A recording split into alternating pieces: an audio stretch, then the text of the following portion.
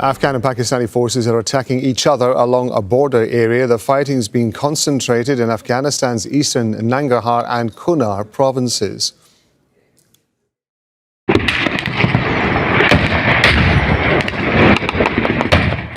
The Afghan government says it launched operations against Pakistani army positions in retaliation for airstrikes earlier this week. And Afghan military officials told Al Jazeera that the country's forces have taken control of 15 Pakistani border posts. Meanwhile, Pakistan says it's damaged at least 4 Afghan military posts.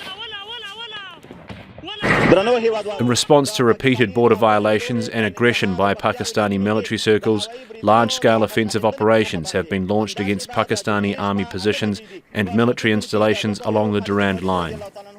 Kamal Hyder is live for us in Islamabad. What more do we know at this stage, Kamal? Well, what we do know is that this is a vast stretch of the border with Afghanistan, which starts from Chitral up north, then Bajawar, Mamman, Hyder, as well as the Kurum district. That shows you the scale of the attack that was carried out by the Afghans, which is still ongoing. The Pakistani authorities are also claiming that they've inflicted casualties on the other side, and the Afghans, of course, claiming the same, of inflicting casualties on the Pakistani side. So, indeed, a delicate situation, and this all started because it was on earlier last week that Pakistan launched airstrikes on seven different locations. The Afghan side said that there were casualties in the Nangarhar province, which included civilians, but they did not mention the casualties in Paktika province, where Pakistan said that it had intelligence, verifiable intelligence, and that struck the Taliban Pakistan as well as ISIL positions in Paktika province. But this particular escalation is indeed dangerous, as I mentioned, because this is a vast frontier region, mostly mountainous, and both sides, of course, are claiming to have inflicted heavy losses on the other side. Are you hearing anything, Kamal, from the government officials in Pakistan about this situation that's going on at the moment, but possibly how they may retaliate? Well, Pakistani government has already said that there was an unprovoked fire from the Afghan side on multiple fronts, and that the Pakistanis then retaliated on those fronts. And of course, Pakistan is claiming that they have inflicted heavy casualties, that this was an unprovoked attack across several positions along that long frontier. And of course, we cannot rule out the fact that Pakistan may carry out further airstrikes in retaliation to the ongoing situation. So both sides, of course, are claiming, counterclaims are coming out, but this is indeed a dangerous escalation, and that which neither side can afford. So indeed, we've been hearing from the locals also of heavy artillery being used, and of course of claims of that both sides are claiming that they have captured positions along that bordering region. Kamal Hyder in Islamabad, thank you very much indeed. Zeeshan Salahuddin is director at the Center for Regional and Global Connectivity at Tabadlab. It's an advisory firm and a think tank, and he's joining us from Islamabad. So thank you very much indeed for being with us. Now, we have seen clashes between both sides for many months now. This seems to be a significant escalation. What is your assessment of what's happening at the moment? I mean, this is not the first time that they've tried it. They also tried this 2 nights ago. They regretted it then. They're very likely to regret it now. The fact of the matter is that the Afghan Taliban regime is an internationally banned organization that is now in charge of a country, the assets of which have been frozen by the US and the EU. And they have consistently facilitated, bolstered, as well as protected the Pakistani Taliban that reside on that side of the border. And you don't have to take my word for it, Rob. These are UN reports that put several thousand fighters inside of Afghanistan that are from the TTP. And the TTP, as you might know, is the organization that routinely claims terrorist attacks inside of Pakistan, including one that happened not that long ago close to the federal capital.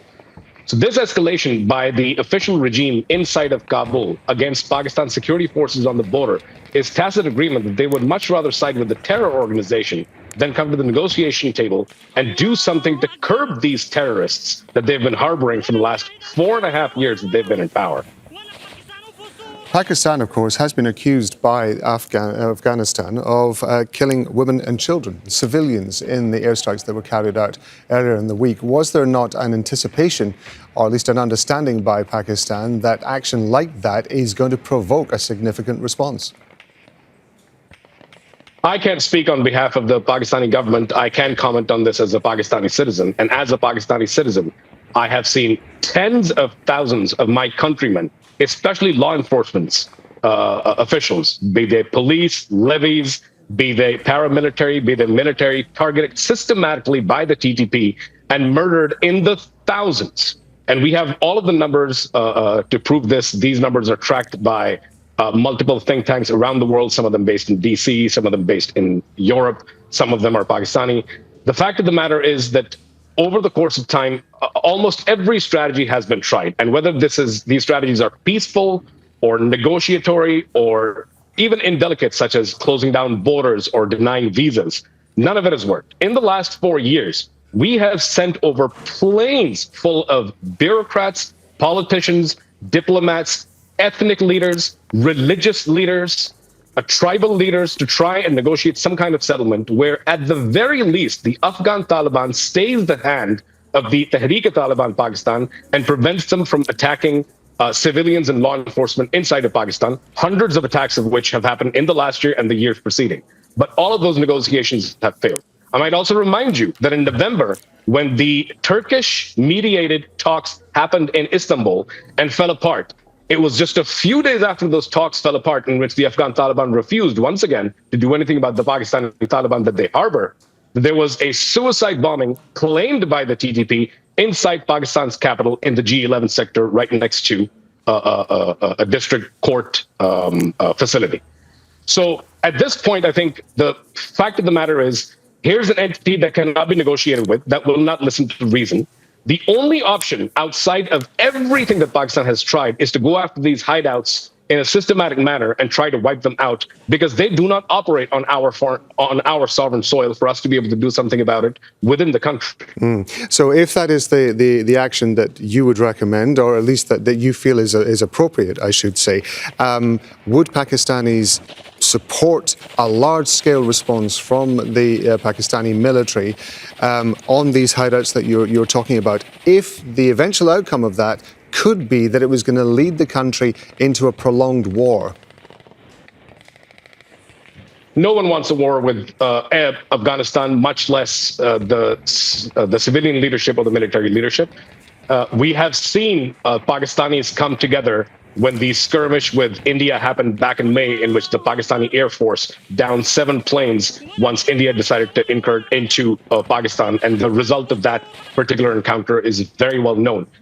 The point here being that at the end of the day, if Pakistan has to defend itself by any means necessary, we have seen historically the public coming together to support the military, to support its civilian leadership, especially when lives are threatened. And we have seen time and again that threat emerge uncalled, unprovoked.